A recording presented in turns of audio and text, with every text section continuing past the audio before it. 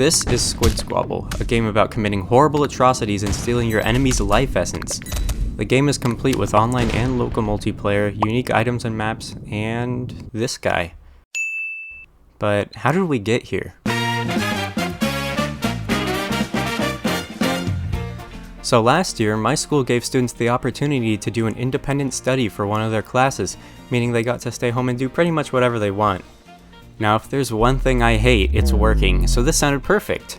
I just had to come up with something to do at home, so I picked the obvious choice of making a full multiplayer game.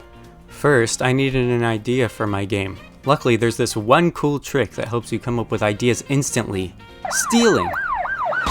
I conducted my high-stakes operation from two places, Barn Brawl and Sands of Time. Barn Brawl is a minigame from a game called Pummel Party where players pick up one-time use shotguns and blast each other into oblivion. Sands of Time is a Minecraft minigame where you go through a maze and look for sand that you use to refill a timer, and you basically want to keep the timer going for as long as possible. Combining these two minigames, my idea is Sands of Time, but instead of getting sand through exploring, you get it through violence. More specifically, you pick up one-time use items around the map to kill other squid and take their ink, which you can use to refill your inkwell. Once the inkwell is empty, you can't respawn anymore.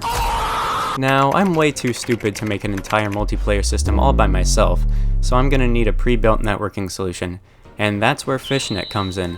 I chose this one because it has built-in client-side prediction, which basically means that the player can move instantly from their perspective instead of waiting for the server to move them, making the game feel a lot more responsive. It also has a few useful features that I'll need later on. I started off by creating a new Unity project and importing the necessary assets. Then, using the FishNet documentation, I created a basic multiplayer character controller so the players can move around. I also made some art for the player. It's basically a rectangle and two triangles, pretty cool if I do say so myself. Then I gave them this little bouncy projectile thing so they can murder each other, but I guess they're using non-lethals because it's not dealing any damage at the moment. Now if there's one thing I've learned from modern cinema, it's that everything is cool when you're part of a team. So I made the game team-based.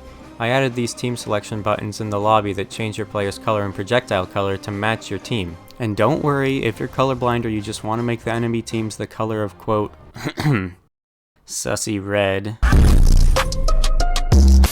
I also added the functionality to change each team's color. The game currently has 4 teams of 2, but I also plan on adding an Ultra Giga Mega mode with 2 teams of 4 in the future. And to finish the base of the game off, I upgraded the non-lethal projectiles to full metal jackets, so now you can kill players in one shot. Okay, so we have a basic little game here, but there are still a few noticeable flaws. Most importantly, I haven't actually made the game yet, just a little scene where people can float around and throw balls at each other. I still need to implement the single-use items, the timer mechanic, and a round system.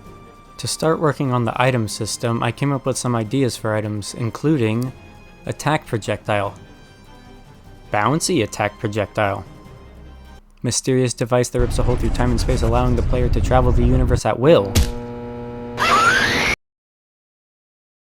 Wall. Each item falls into one of 4 categories: attack to kill players, defense to protect yourself, utility to outplay your enemies, or effect, which is like buffs and debuffs.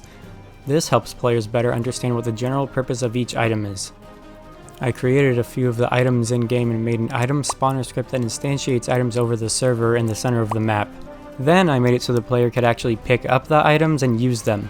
The player can hold 2 regular items or 1 powerful big item, and the big item is indicated by, get this, being bigger. And I also added this outline just for safe measure.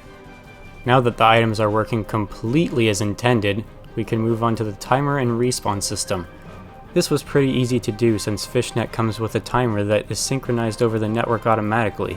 I made a little visual for the timer in each team's corner that slowly decays, and I made it so once it's empty, no one on that team is ever allowed back into the mortal plane again. After that, all I had to do was make it so whenever you kill a player, you're granted some ink.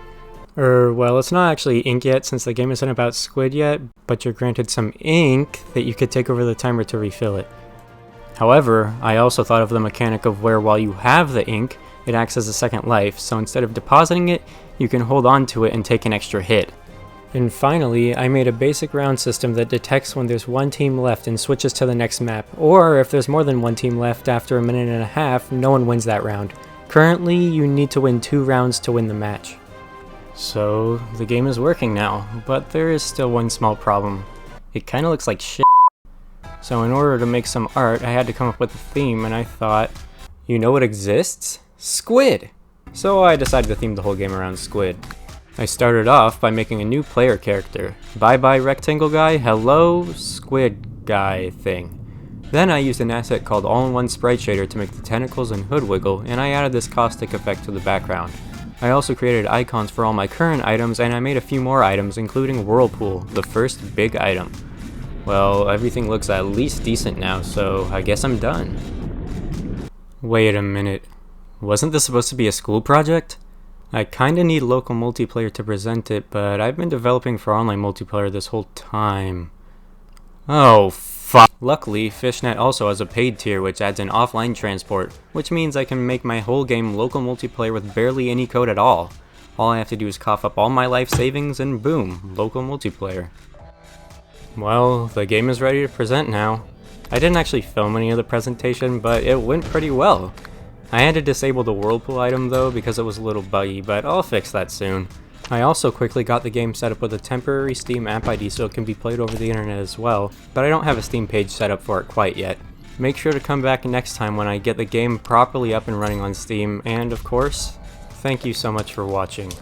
I'll leave you with some footage of the first online Squid Squabble playtest.